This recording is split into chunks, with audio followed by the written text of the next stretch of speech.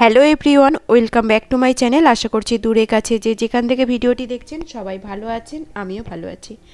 আজকে আমি আপনাদের সাথে শেয়ার করব মেথি শাকের পরোটা। মেথি শাকটা বেশি শীতকালে বেশি পাওয়া যায়, তো চেষ্টা করবেন শীতকাল ভোর প্রচুর পরিমাণে শাকসবজি খাওয়ার।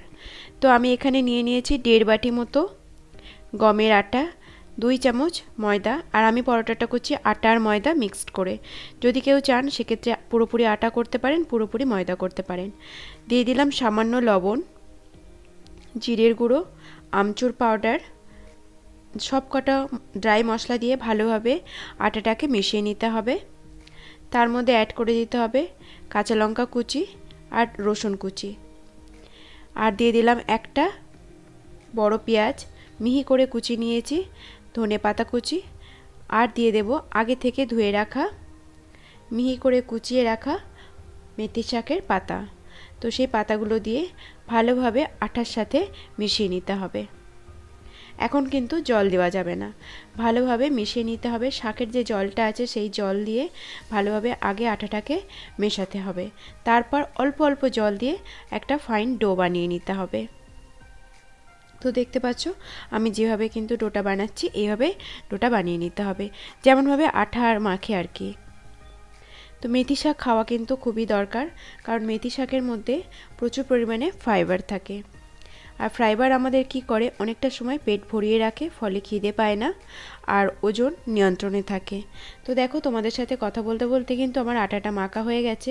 এখন ওপর দিয়ে একটু তেল দিয়ে দিলাম, সাদা তেল, যাতে আটাটা অনেকটা সময় ভালো থাকে, নরম থাকে।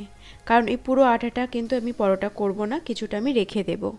তো অনেকটা সময় রাখার জন্য অল্প একটু তেল দিয়ে রাখলে সেটা ভালো থাকে। এখন 10 মিনিট রেস্টে রেখে দেব। 10 মিনিট পর আমি যে কটা রুটি পরোটা করব সেই কটা লেচি কেটে নেব।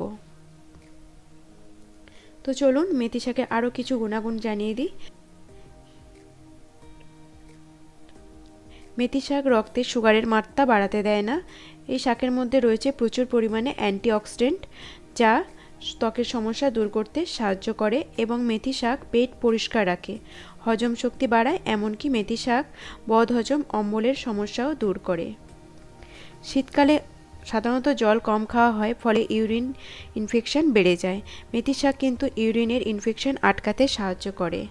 তো দেখো, এখানে আমার কিন্তু রুটিগুলো হয়ে গেছে, পরোটাগুলো হয়ে গেছে। তো যে কটা পরোটা আর কি করবো, সেই কটা পরোটা আমি ভেজে নিলাম তেল দিয়ে। তো হয়ে গেছে কিন্তু আমার মেথি পরোটা। আজকের ভিডিওতে আপনাদের সাথে শেয়ার করলাম মেথি পরোটার রেসিপিটি। কেমন লাগলো অবশ্যই আমাকে কমেন্টের মাধ্যমে জানাবেন। যদি ভালো লাগে তাহলে চ্যানেলটিকে লাইক অ্যান্ড সাবস্ক্রাইব করে পাশে থেকে যাওয়ার অনুরোধ করছি। পাশে থাকা বেল আইকনটি অতি অবশ্যই ক্লিক করে দেবেন, যাতে আমার নতুন নতুন ভিডিওর আপলোড পেতে। আবার দেখা হবে নেক্সট কোনো ভিডিওতে। ততক্ষণ সবাই ভালো থাকবেন, সুস্থ থাকবেন, সাবধানে থাকবেন। টাটা। আর এতক্ষণ আমার সাথে থাকার জন্য সবাইকে অসংখ্য অসংখ্য ধন্যবাদ।